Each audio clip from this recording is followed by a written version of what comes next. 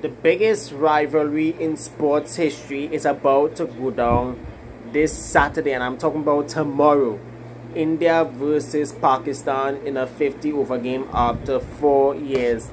Hello, hola, namaste, salam everyone, boom boom, Tyrelle Audain, aka the flamboyant, flawless cricket star boy, back with another video. I hope all of y'all are prepared for the biggest clash to go down like hell tomorrow. I'm talking about India versus Pakistan.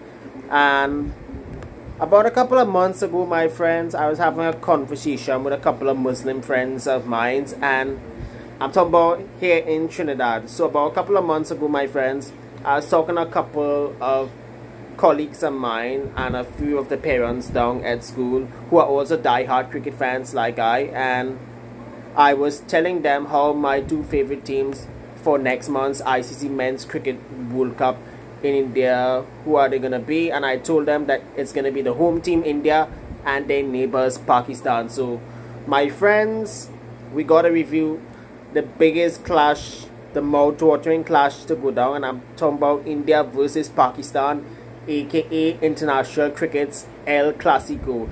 We're not talking about USA versus Mexico. We're not talking about Argentina versus Brazil. We're not talking about Spanish El Clasico with Barca and Real. We are not talking about Manchester Derby, nor the Milan Derby, whatever. We're talking about cricket, glorious, sweet cricket. So the last time when India and Pakistan played each other was 4 years ago in the ICC Men's Cricket World Cup, where India dominated the Pakistanis in a very typical crushing fashion in any particular World Cup game. They demolished them by 89 runs on the Duckworth-Lewis Stern system method, thanks to Rohit Sharma's 140. That time, Virat Kohli was captain of Team India. That time, Sarfaraz Ahmed was the captain of the Pakistani team. At that time, Pakistan had Shoaib Malik and Mohammad Hafiz, who eventually retired after the 50-over World Cup. And at that time too, India also had MS Dhoni, who was playing his last World Cup. He retired a year later after playing his last international game. And there was a good bunch of others who were a part of that team too that are still playing up till this day. However, Pakistan now are looking more dominant than India. And this is not because of the recent results between the two teams. Now, if you look at the stats and if you look at the matchups, things are looking very different. And why I'm saying that Pakistan are coming in as favorites in this game is because of three things. One, they're ranked number 1 in 50-over cricket. 2, 3 of their batters in the starting 11 are ranked inside the top 10 of the ICC batting rankings, including their captain Babar Azam, who's the number 1 batter in the world. Beg your pardon, we cannot be using the term batsman because it's gender based. That's why one of the reasons why I no longer say batsman when I'm talking cricket videos is because batter, you can refer them to batsman or batswoman in any way. So just to clarify, folks, I no longer use the term batsman nor batswoman. I use the term batter now, like just similar to baseball. So as I was stating, the reason why Pakistan are favorites, they're ranked number 1 in ODIs. 3 of their batters are ranked inside of the top 10, including captain Babar Azam, who's at number 1 right now. And number 3, Pakistan have an extremely dangerous bowling attack, and they bat all the way down to number 10, 11. And I'm talking about that India, they got to be very careful. They already have a couple of issues, but on the whole, they are likely to go in with 4 seamers and 2 spinners. They haven't finalized the 11 yet, but Pakistan have opted to go unchanged from the team that hammered Nepal at the Multan Cricket Stadium on Wednesday. Now, before the game, let me give you some background, a couple of things that you guys should know.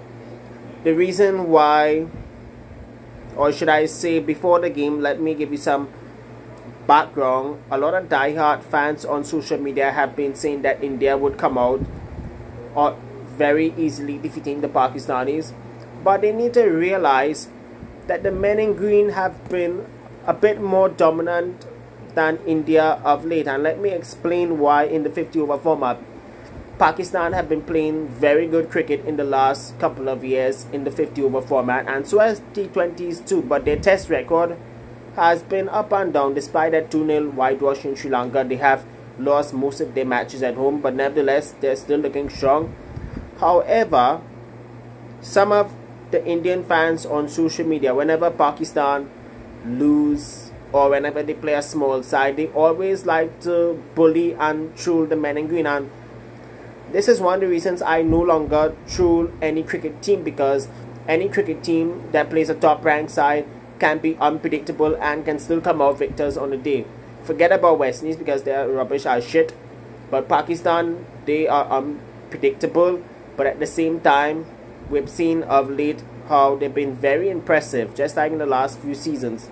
So the last time when India and Pakistan have played, as what I mentioned in a previously, it was a lopsided game, but on this occasion, fresh off a dominant display against Nepal, Babar Azam's men will be looking to top the table and go into the Super Fours ranked A1, which is Pool A1, while India will be looking to get its campaign off to a flying start on Sri Lankan soil. So we all know that Pakistan already have opted to go with an on-chain squad, which means there's no place for Shahid Shakil nor Usama Mir. However, India is undecided who they would go to.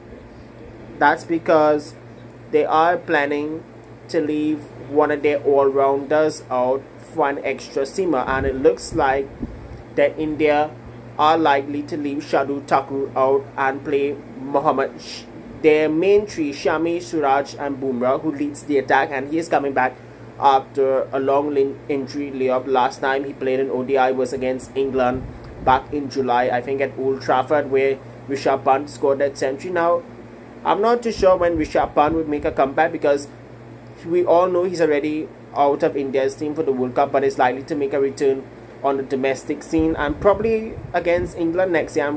In a subsequent video, we have to talk about how India have new TV rights for home series, because Jio, beg your pardon, have replaced Star Sports as their home broadcaster for the next 5 years, starting from the Australia series all the way to March 2028. As far as India are concerned, we all know that KL Rahul is already gonna miss out till the Super Fours, while Shreyas Iyer is likely to come back into the team. But the big question is, who will bat in that all-important number 4 position? Because there's been a lot of talk in the Indian media stating that Tilak Verma might bat there, but with Shreyas fully fit, in my view, it is going to be a toss-up between him and Ishan Kishan to bat at that 4th position, because I've seen on social media how those social media experts want him to bat at 4. Media experts stating that Kishan should open with Sharma and Gill should bat in the middle order. But in my honest opinion, I would, if I was the captain or the coach, I would tempt to go with the 2 young openers in Gill and Kishan. And for me, Rohit Sharma, I find, should sacrifice his top order spot and bat in the middle order like what he used to during his younger days when he was not the captain or the vice captain. Virat, we all know he's going to be batting at 3, but there are likely to be some changes in the batting order. So let me just run through the starting 11s. We know that Shami, Suraj and Bumrah are the 3 main pacers, and most likely Shardul Thakur is going to miss out, and Kuldeep, their specialist spinner, is going to play. But if you look at the Pakistan lineup, they're already unchanged. They don't think about giving reinforcements. India are likely to go with Sharma and Gill as their openers. Virat Kohli, that number 3 position. Shreyas Iyer at 4. Ishan Kishan at 5. Hardik Pandya at 6. Ravindra Jadeja at 7. For me, I will give Thakur a rest. Let him play against Nepal. Shami, Kuldeep, Suraj and Bumrah are the 4 main pacers, and Jadeja and Kuldeep are the 2 spinners. Now, keep in mind, there has also been a lot of talk going around in Sri Lanka how rain is likely to play spoil sport. Now, according to some of the media experts, the non-India and the non-Pakistani experts, there was rumors going around before the Asia Cup that Dambulla, a venue that has hosted Asia Cup games, most of the Asia Cup games back in 2010, that they were supposed to host games. However, India stated because of logistic issues they wanted to play games in Palakelli and Colombo. Now, what they should have known around this time of the year in the monsoon season, rain is likely to play spoil sport in both Colombo and Kandy, the two of the venues that were selected for the Asia Cup, along with Multan and Lahore in Pakistan. Now, for me, in my view, what Baba Azam said in a press conference before the Nepal game, all the Asia Cup games should have been played in Pakistan. But we all know because how the BJP government led by Prime Minister Narendra Modi does not want the India team playing in Pakistan or playing bilateral series with them. That's another main reason, but it is what it is. You know how dirty politics like to jack up the things. So with all of that being said, I hope you guys enjoyed this video.